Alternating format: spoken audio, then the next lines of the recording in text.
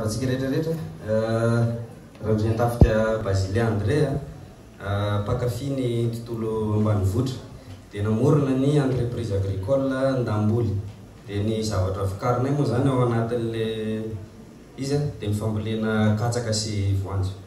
Ny zavatra hita nefa tao anatin'izay roa taona izay niasana nanomboka 2020 sy 2022 niakatra ny vidin'ny urée zay 700 izy ny taona 2020 9,000 izy zao. Sarotra be zany nasa mamboly katsaka raha efa jato ny coût de production ho an'ny taona 2020 851 ariary izy ny taona 2022 ary raha ohatra ka mbola mijanona amin'izay prix ny urée io 2023 iakatra ambony kokoa ny vidin'ny coût de production ny katsaka dia iakatra ihany koa ny vidin'ny provante any an-tsena dia iakatra ny vidin'ny hena. Inona ny vahaolana hitanay dia hoe andao avadika hena le katsaka sy voanjo zany dia ohatrotry ahoana le izy hoe avadika hena le katsaka sy voanjo dia ny katsaka sy voanjo avadika provante amelomana kisoa dia ny tay kisoa ndray rehefa avy ao avadika ho zezika zay mitondra apport azote be dia be kokoa noho ny urée zay engrais chimique ahafahana mamokatra katsaka indray rehefa avy ao manaraka. Dia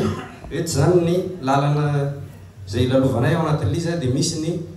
fananganana porcherie zay manomboka ny volana mars eo raha ohatra ka tahin'ny tompo dia apiditra zay ny kisoa mamokatra hena zany zay rehefa avy eo dia ny tay kisoa ndray rehefa avy eo le araka le teny teo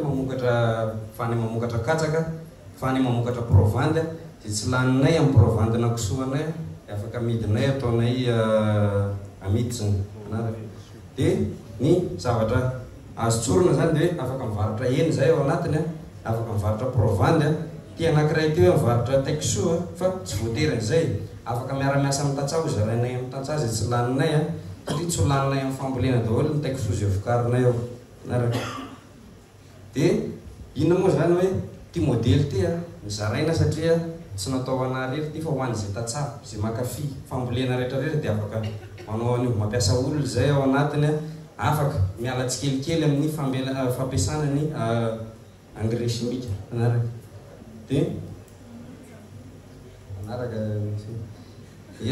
manomboka avy any amin'ny famokarana an'le akora zay ivadika hena zany dia zay no mifehy anazy mampiditra anazy any amin'ny vavantsika tsirairay ny angamba sisa le hena tsy ho ataonay ao anatin'izay fotoana zay mazava ho azy moa zany fa afaka mifaninana amin'izay mpijirika rehetrarehetra zay amin'ny resaka vidin'ny hena. Dia afaka anaovanay modely koa ho any amin'ny faritra misy anay zany hoe io misy exemple anankiray afaka ataon'ny rehetrarehetra manaraka.